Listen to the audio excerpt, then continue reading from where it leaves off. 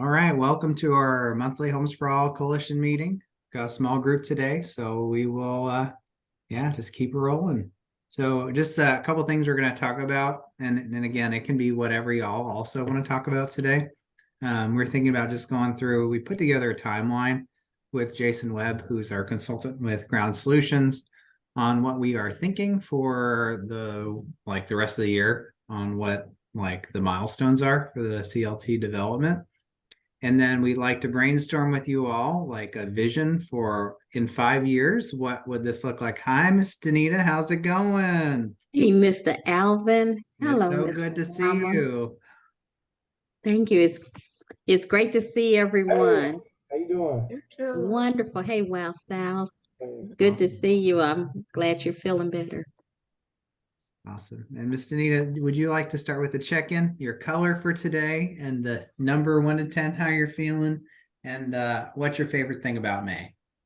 My favorite thing about May. Okay, so my color for the day is teal, because that's a gorgeous color and it encompasses Mother Earth and the sky, and give us a little spiciness with it.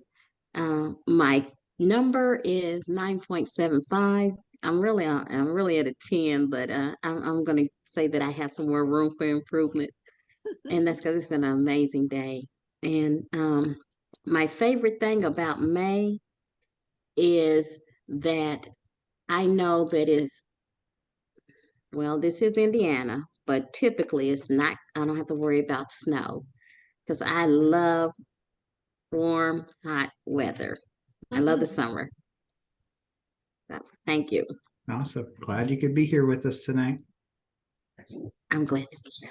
Awesome. So I was just going over the agenda of what we're going to talk about. So we're going to just go over a timeline. Again, it's a small group, so we can keep it real informal and just get in where you fit in. So go over the timeline, get feedback from y'all if y'all think we're missing anything or have any ideas. And then we're going to do like a visioning exercise. So just imagining like 5 years from now, what kind of things would have changed in Indianapolis or our neighborhood or for specific people that we can imagine having like the CLT been around. So just be thinking like kind of visionary, like where would we want to end up so that we can start to go in that direction. So, and I'll go ahead and share my screen. Oh, and actually let's start with does anyone else want to bring up any other things that we want to talk about tonight? Have you firmed up your advisory Yes. committee? Yeah, so we have put together the advisory committee and are working on scheduling the first meeting coming up. Cool. It'd be great to see who that is, maybe just in a follow-up email. Yeah, for sure. Curious to see kind of their roles in the community and what that's shaping out to be. That's cool. Yeah, that's a great idea. And I'm thinking we'll even post that onto the website too. Any other things people want to add in tonight?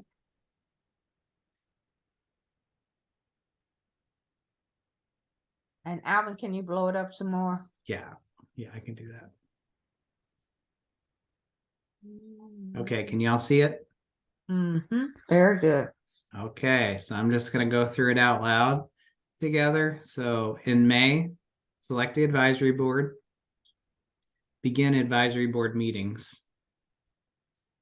June, onboard initial CLT staff or team members, establish the LLC or corp that's going to be a subsidiary of KEPRA to hold the properties. And that's just so that there's a legal entity. So the CLT is going to start as a subsidiary of KEPRA with the idea of in the next 2 years, spinning it off to its own nonprofit organization, but to basically benefit from KEPRA's infrastructure and leadership and staffing, starting it within KEPRA until it gets its own legs.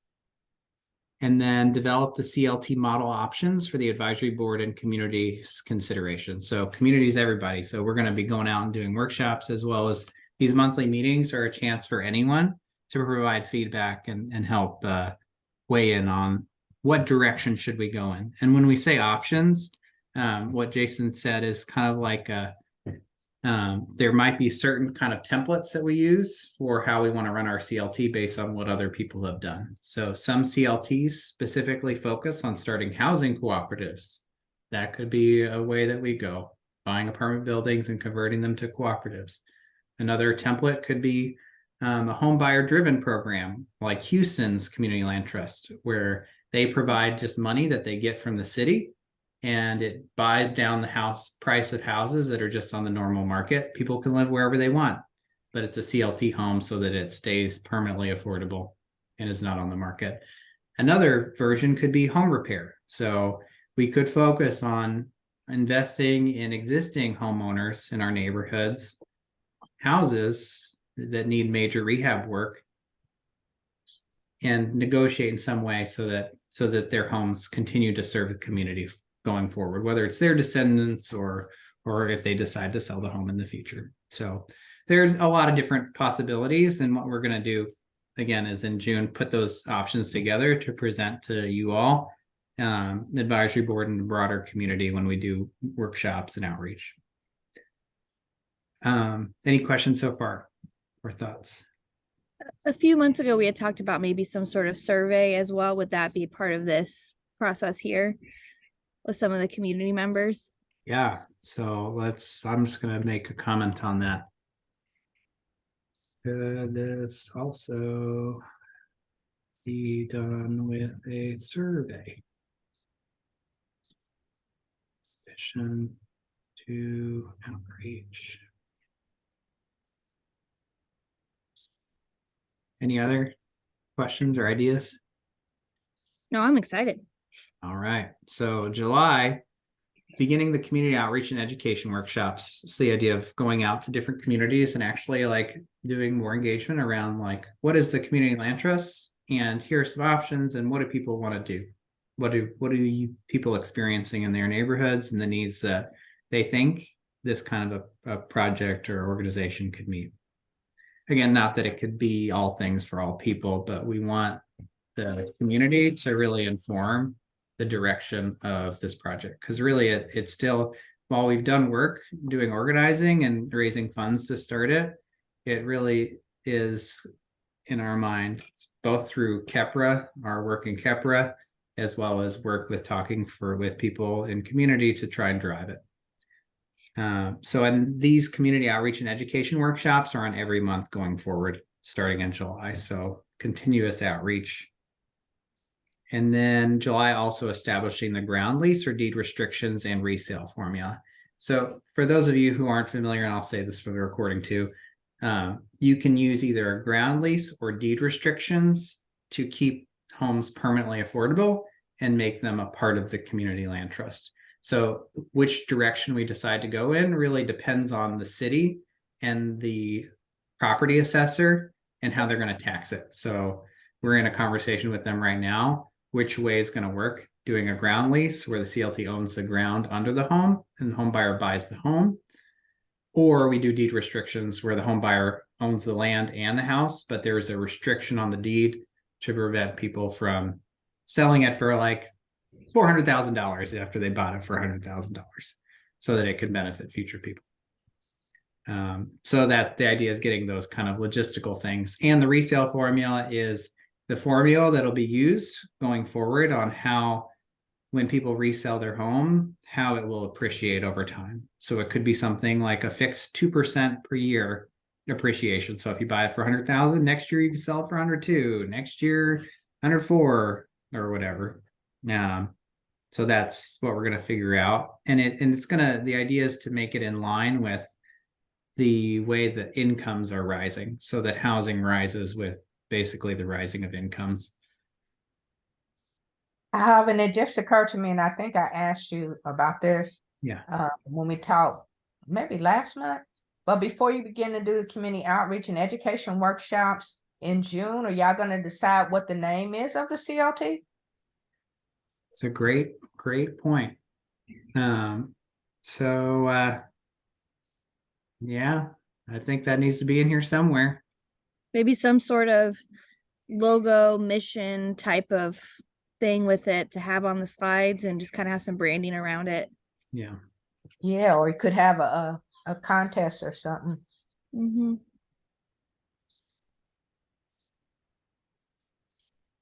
Exactly. That'd be one way of helping to educate the community. Yeah, good idea. And maybe people can submit logos once we decide on the name, like as a That too. two or something. I love the idea of getting community involvement in different ways.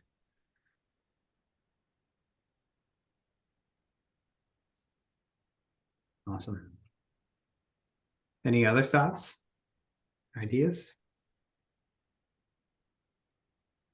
Okay, August, set up Homekeeper Salesforce. So this is just some software that's used by CLTs around the country to track the houses that are a part of the community land trust. So you can keep track of who the homeowners are, what they bought it for, so you know how much they can sell it for 10 years later. If staff changes, there's a data system where all that information is. So that's really setting up the data system for the CLT.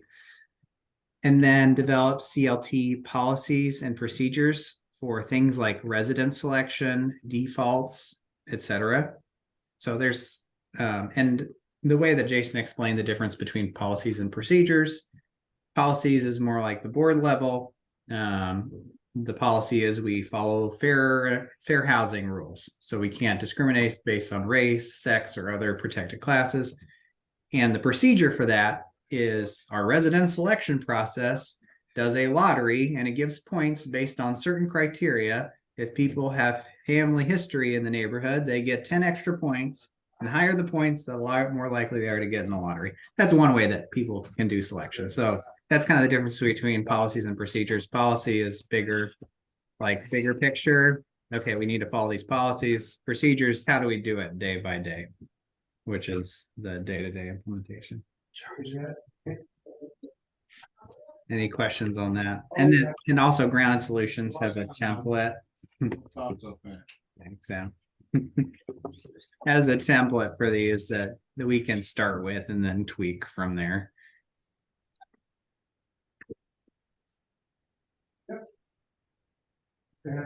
I will take a pause. Anyone wants to add in? Oh my. I saw a thumbs up from Wild Style. I don't know if you want to say anything. I like the ideals with the lottery criteria and how to influence that. That's impressive.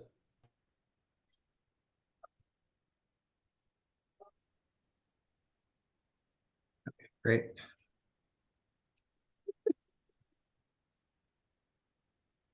Yes, that's awesome.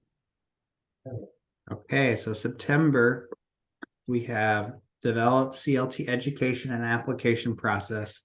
So that means that people are going to have to apply. So there might be certain criteria, and this will go back to policies and procedures that, okay, the people who are going to be residents in the CLT have to meet certain incomes. It can't be over 80% of the area median income or 120, whatever we decide makes sense for the CLT based on what we're doing. So there'll be some application process where we qualify them as meeting the criteria and also orienting them so that they understand what a CLT is, the way it's going to work, how it's different from like regular buying a house, like on the normal market, and the benefits of that, and also the responsibilities, and that they're not going to get as much wealth creation, but at the same time, they get a better deal on the house because the CLT helps make it more affordable by bringing in the funding to keep it more, to make it more affordable. So basically making sure that they understand it and are on board for, hey, I want to be a CLT resident and I understand what that means. Would this also include just kind of basic home ownership so they understand what a mortgage is, what escrow is, the responsibilities for Yeah. repairs, like just kind of making sure that they have all the information they need to set them up for success if that's they aren't great. already a homeowner. Well, and I just want to say, I don't know what the advisory committee is talking about, but initially in our different conversations held throughout the years about the CLT, it wasn't just strictly focused on homeowners. It's also opportunity to help renters as well. So like either, to like if they're renting a home, if they can become a homeowner, or if they're in an apartment, if they can buy their apartment, those kind of things. So looking at ways that they can become owners, but they may not necessarily be living in a single family home. Yeah, exactly. And again, that will depend on the kind of model we decide. And again, it might be based on a particular model, but it could also combine different strategies, which could include both rental and home ownership. It may be good in those community outreach and education workshops through that process, kind of as we're going to do a little bit to brainstorm some of like what this looks like 5 years from now, but like what does it look like for a successful, I don't like the word success, but for empowering, or like to help us maybe think of some of those other things that we maybe wouldn't have thought of related to equipping those who will be part of the CLT. And getting some other engagement around that in preparation for like this fall. Yeah, so you're also thinking about how in some way these folks who may become residents then become a part of helping support the CLT and the decisions that are made. And well, and even just like having the people that come to those initial kind of outreach and education meetings be a part of making sure we haven't missed any details or opportunity to make sure that those who do live in a home or a rental property are really set up for success. Does that make sense? And you don't have to look too far from that, because there's already models set up such as INHP. That's what they do in terms of readying a home buyer. And in this instance, whether someone is even in the already a homeowner and needing to understand even the negotiation process could be help them as they're negotiating home repairs, but definitely home buyer.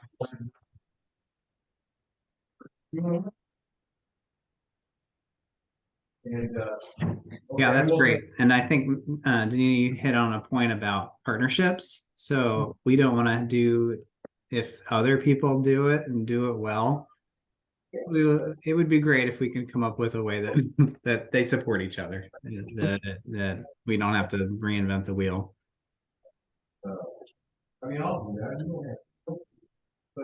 Okay, I'm gonna keep rolling. Just stop me if you have thoughts or ideas. So develop CLT business and staffing plan for the first 5 years. So this is just to understand the kind of staff capacity that'll be needed and what kind of budget that's going to require and how is it going to sustain itself. So is that through the actual housing that it becomes a part of the CLT, through ground lease fees? Is that a small part of it? And really we need city funding of $150,000 per year that's ongoing, that's part of a line item in their budget to keep it going. Just understanding really clearly what kind of investment's going to be taken, whether it's from the city, from the funds generated by the model, or from philanthropy to keep it going.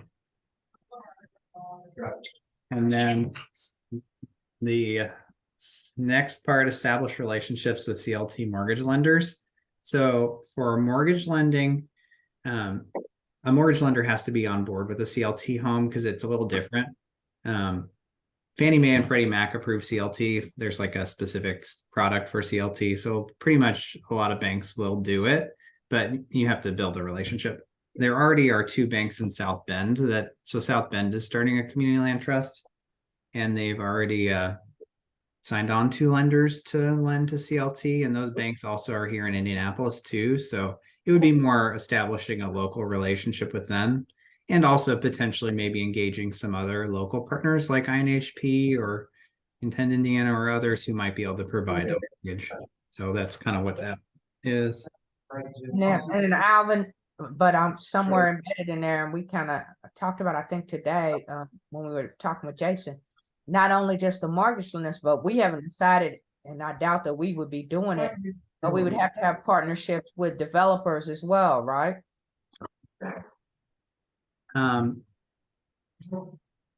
So I think that could be part of the model for sure. So it kind of depends on the model. So we can create housing through partnerships with developers, like, and Inglewood's been on the last couple calls talking about a project they're working on for the CLT right now.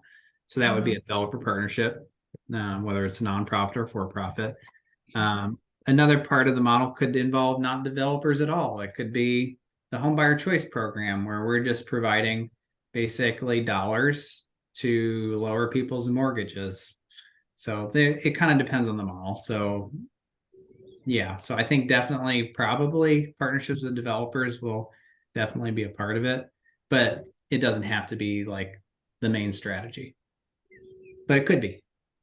Well, yeah, but I'm just thinking, of course, I don't know, not main strategy, but because we're partnering right now, thinking about partnering with Inglewood, which is a CDFI. So to me, it's like, we know we're going to have other partners. Yeah. I don't know what those other partners are and what their role will play, but I don't think it's just going to be limited to a mortgage lender. Yeah. Yeah, I think that's accurate.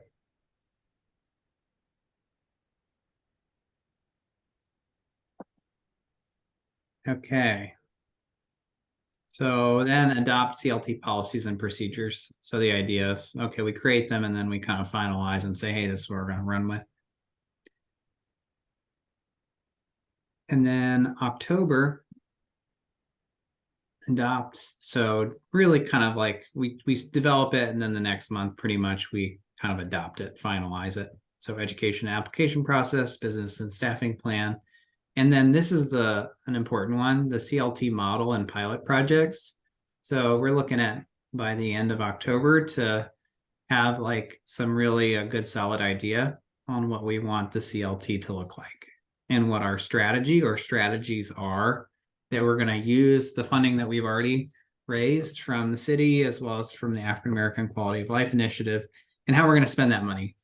And there is a deadline to spend the city money by the end of 2024. So that's why by the end of October, if we have a good idea, then we can start to really implement and move on that so that we can meet the deadline by the end of 2024.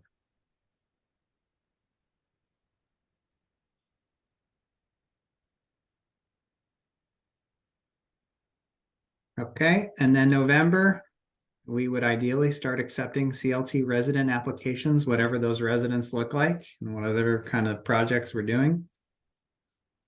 And December, yeah, that's about it.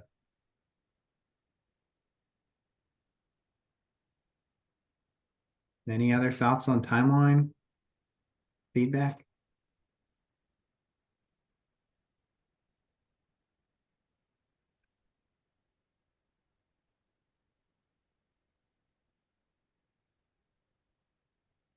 So in here, what did you say, Alvin? What does it say in here that identifies who the CLT is going to serve? I know you said types like programs, but in the context, I guess, of income and that kind of thing, is that?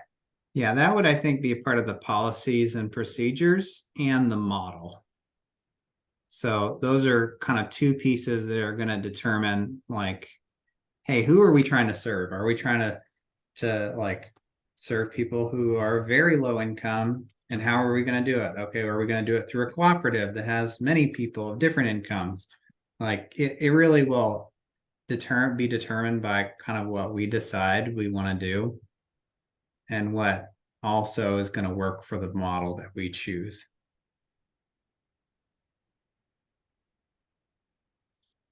But I will definitely note that.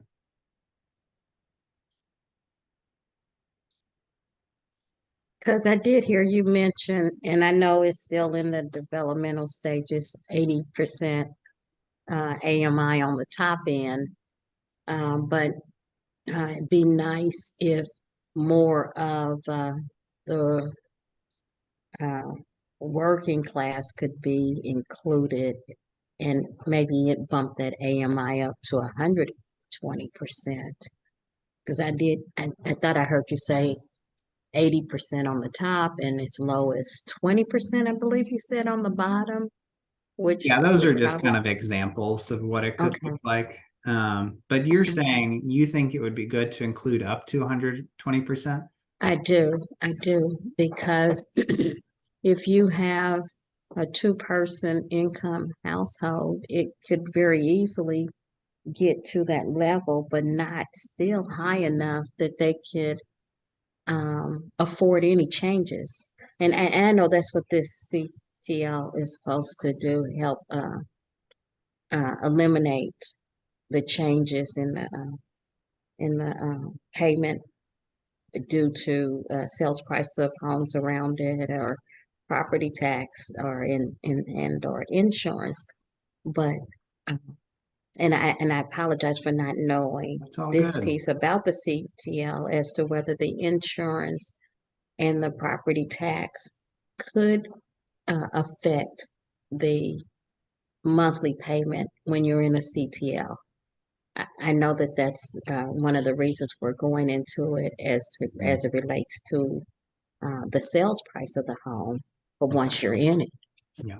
So, and I will speak a little to that. Again, I'm not expert, but and what we're talking with the assessor, part of that conversation will be for the sales tax or the valuation of the home on which you're taxing it to be at the restricted resale formula. So if you buy it for 100,000, that's all you can really sell it for. Even if you're in a neighborhood where it's now worth 400,000, instead of being taxed on 400,000, you're taxed on 100,000. So that's kind of what we're working through with the assessor. That's what we think is fair, because people can't sell it for 400. I mean, and the idea is that we want it to remain affordable. So it could have a benefit there for reducing property taxes potentially. I would ask you more about the including, because this is something that has been on my mind and our mind a little bit too, because there is one of the benefits of a CLT is that it starts to take property off of the speculative market. So the idea is you don't want all the properties to be just go up and up and up. So even for folks who have a higher income, do you see value in limiting the appreciation of homes? If that's something that they want to be a part of, a community that is trying to limit the increase in housing prices, do you see value in that, versus how do you balance that with putting the resources toward those who have lower incomes? Because it's kind of like, who do you serve, and what are the general benefits between doing this and that? So I would ask Anita if you had some thoughts on the values of serving more toward that 120%. Okay, and I wouldn't necessarily say serving more towards the 120%, because you could have a certain percentage that would be in that 120% bracket, because I don't think that it would matter much until you get ready to sell the home, and that's when people would be concerned about where they fall. Mhm. But no, I think that the bulk of the people that we want to serve is between 60 and 80%. And then I'm also looking at being able to afford it just based on the income, because although minimum wage is increased, it's still not necessarily a living wage. Because there are some places that are paying, $16, $17 an hour, but a living wage says you need to make about $24 an hour. So that was the only reason why I said perhaps include some that are in that 120% bracket. But no, I think right now that would be my take on that. And it has a lot to do with sometimes people who are just been working, you find they go and they try to get help, and they learn that they're just $1 over the threshold. But I think if the threshold is expanded enough, they can see where, okay, it's okay. I mean, a person making 120% of area median income can actually do quite well. Mhm. but limiting the number in that category and have a larger number or the bulk of the people in that less than that. Yeah. It's hard to buy a house when you're making 30% of area median income without a lot of subsidies included. And so I would be interested in knowing how does the land trust help those who income is at 30% of area median income purchase a home. And I know, there are subsidies that can be provided when they're renting, but purchasing I would be very interested to know if that's realistic. Hmm.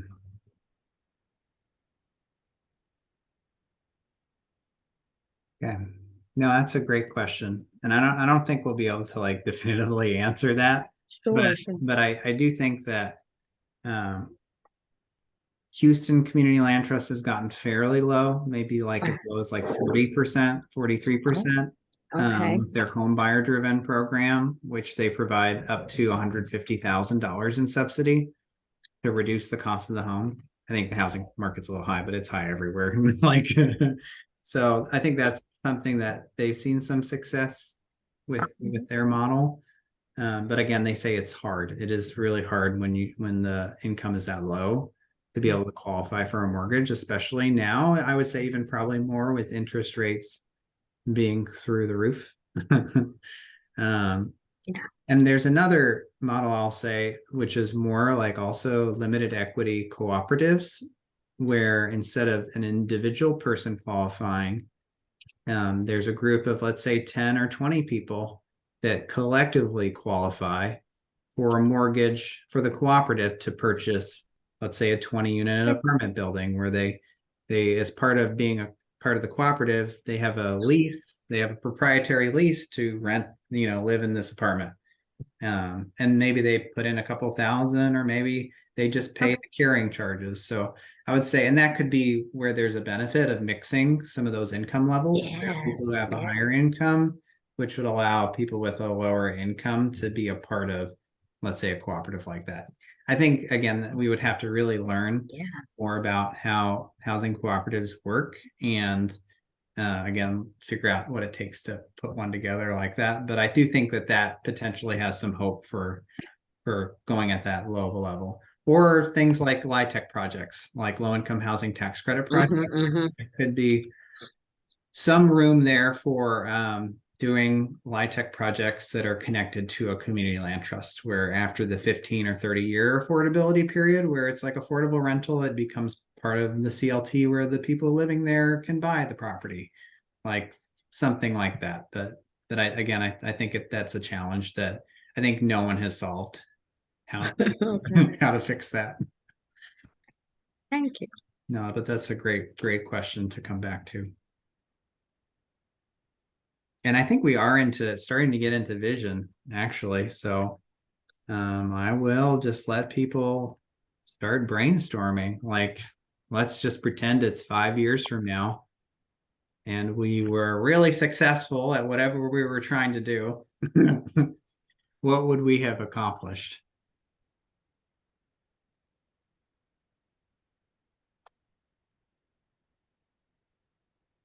And I'll let you think about that for 30 seconds while I take his phone, because he's gotten a couple phone calls.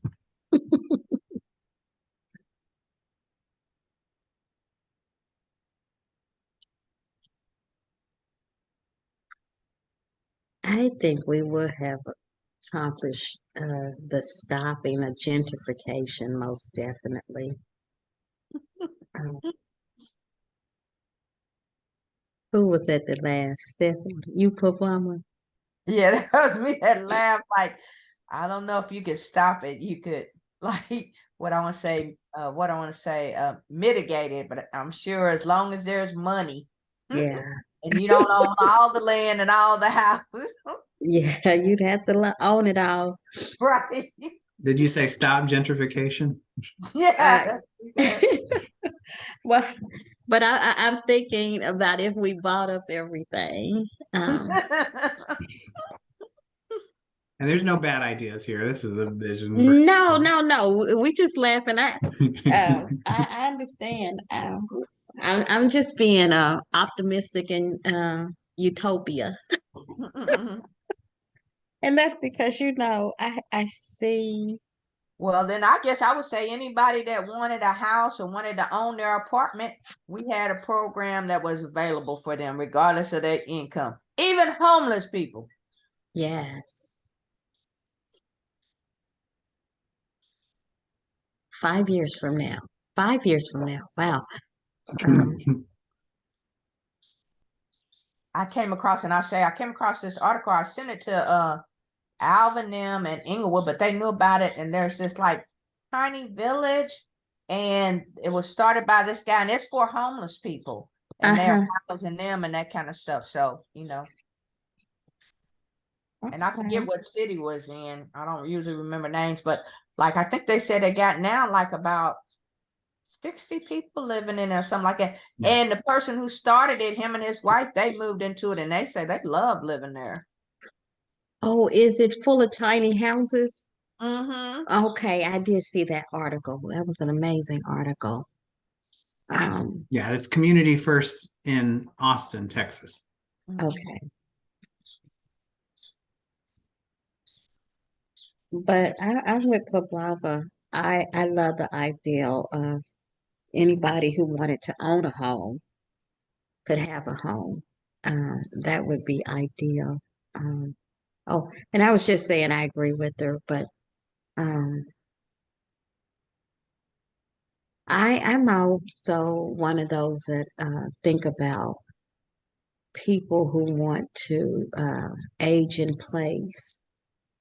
I thought you mentioned something about this could have a home buyer repair component. Did I Yeah, write that correctly? we could do that. Because I so believe in as Kepler does in legacy wealth building, because I believe that it aids to community wealth building. And Benita, do you want to speak more like the people that you see in your neighborhood that like would benefit from that? Yeah, I know an individual who has lived in the community for decades, almost 60 years, if not 60 years. And that person decided to leave because the house was in such need of repair, and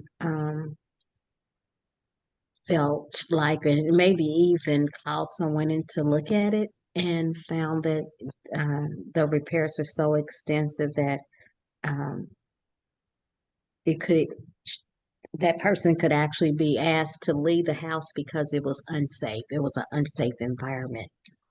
And if there was a way that the repairs could have been done so that that person could have stayed, that would have been awesome, because that's kind of what that person wanted to do, was to stay in the neighborhood that they knew so well and that they help in building. But there's so much red tape or obstacles that that person would have had to go over, through, beyond whatever to try to make that happen. And so rather than do that, that person just decided to leave, not because they wanted to, but because they had to.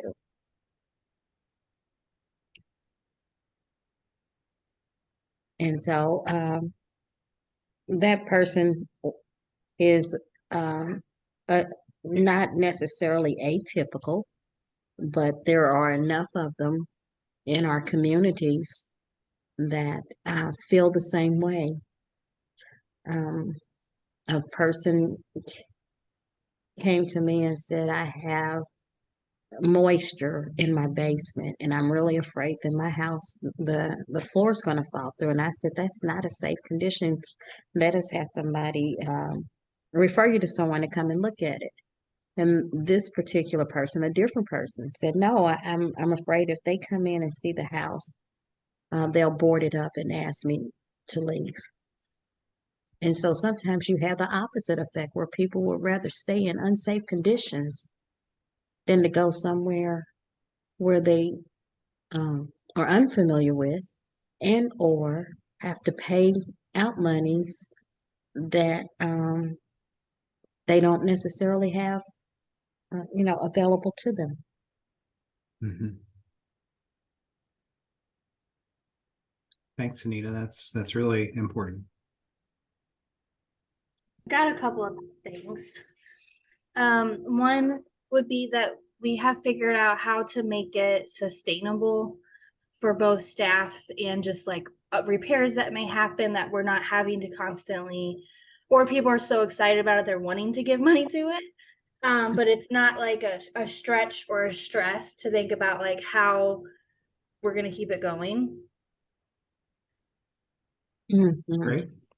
And also that through all of these education efforts and then seeing people get stably housed, and this isn't as easily measurable, but that we face little of the not in my backyard type of resistance and maybe help to kind of pivot our community to embrace some diversity and different ways of looking at housing.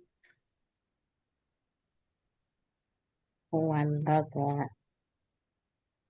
And then the topic Stephanie. to my Yeah. mind, which I think Alvin had talked about before, and also we have like a partner relationship with Renewing Management, and they talk about building community that through the I guess you'll say housing, whatever the options are that the CLT provides, that we also have as a result of it increased relationships within the community so that they're much stronger and much more resilient. Mhm. Amen. Or Preaching there. connected. And I think in 5 years, it would be really interesting to, I think this is like maybe a continual, whether it's 3 to 5 year, looking at the model again and seeing, is that still what the community needs? And just kind of reevaluating, like maybe we've really killed it in this area, but now we're going to look at some commercial things adding to the mix, or but it's opportunity to reevaluate and make sure that we're still meeting the needs of our community. Hey, I love it. I agree. And I'm really loving this recreate the home owner, home buyer cycle. Because a long time ago, that's all you thought about. It's like, oh, when I get out, I'm gonna own my own home. And now many of them don't go anywhere, they stay. But and it'd be nice to break that cycle for those who want to own homes. And mind you, I know that not everybody wants to be a homeowner, but the majority of people it seems want to be a homeowner and would be a homeowner if they had, I think Stephanie mentioned a model. And so this is about recreating a cycle. And then that made me think, though, it also could be about re-envisioning what it means to rent rent Yes. from a CLT and what the relationship is like versus now, the thing about evictions and corporate landowners and poor conditions and things like that. So changing that relationship as well. And hopefully, I guess since we're being, like all out the box, that evictions are a rare occurrence because we try to find other ways to help address that. Yes. Work on do intervention methods and yes, I agree. It'd be cool to have like maybe a couple people have sold their house and we were able to kind of get that next person in, but the first person's now like an advocate for us and doing community education, and we're able to have some of that success story of like how that met that need at that time, and now maybe their income is to the point where they can qualify for a traditional, it's not for everyone forever. Like there's, Mhm,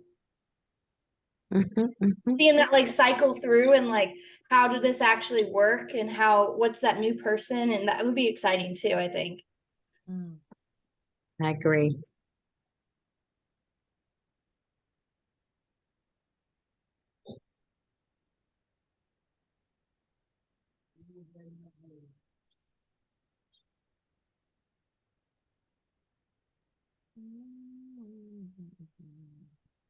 Any other thoughts? This is good stuff.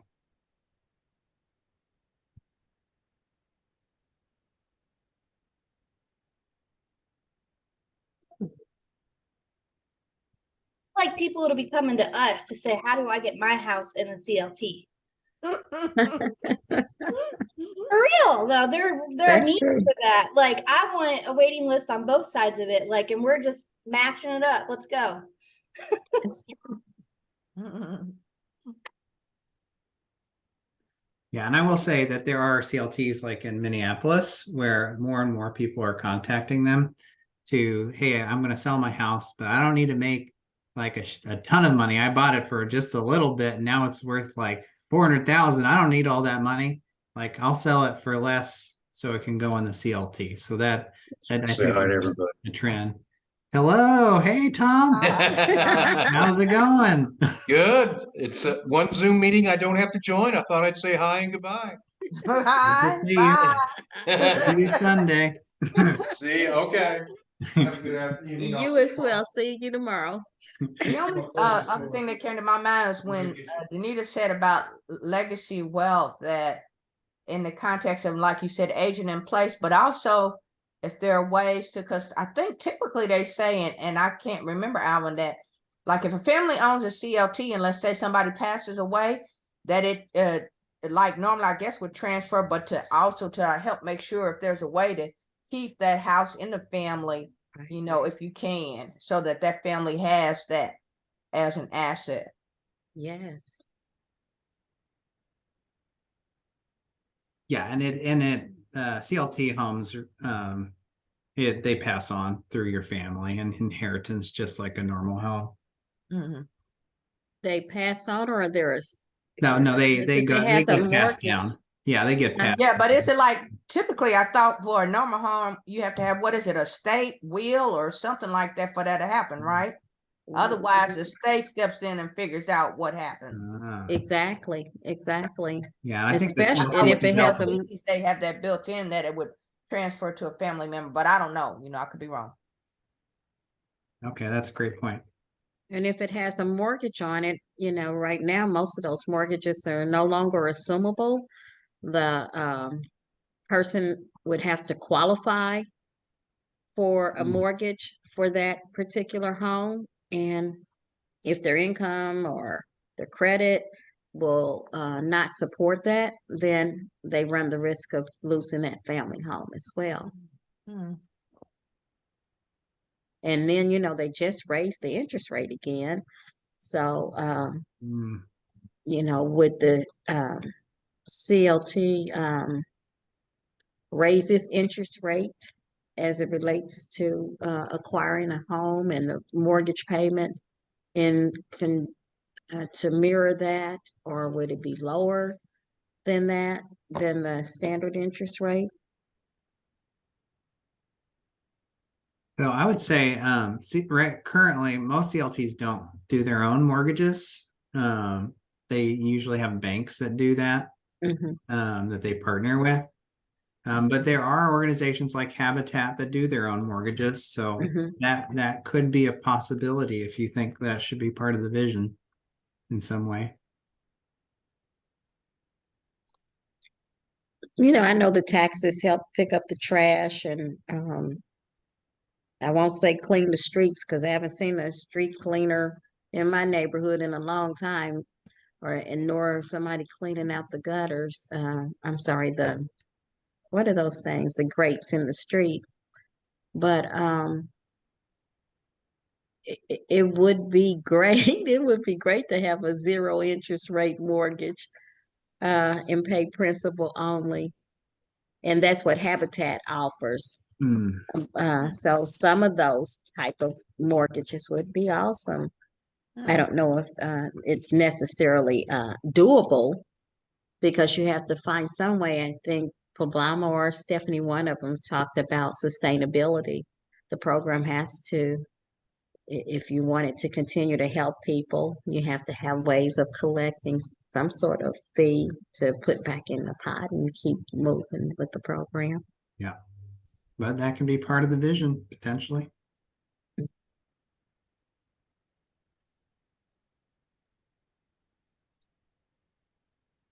Yeah. Okay, so I'll open it up. Any last final thoughts? We're at 7:03, so we'll go ahead and close it up in a minute or two.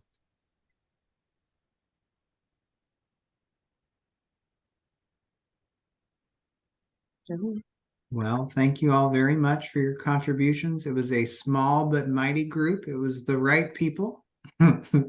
So we appreciate you joining us tonight.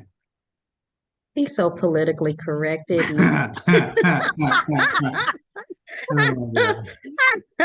I love it. Well, Miss Benita, it's always a pleasure to see you. Stop by soon. I will. I No will. invite needed. Please do. I have some extra time on my hand again. So All right, bye, everybody. all right, Have a you good all. Good evening. night. Thanks, you all. Have a good night.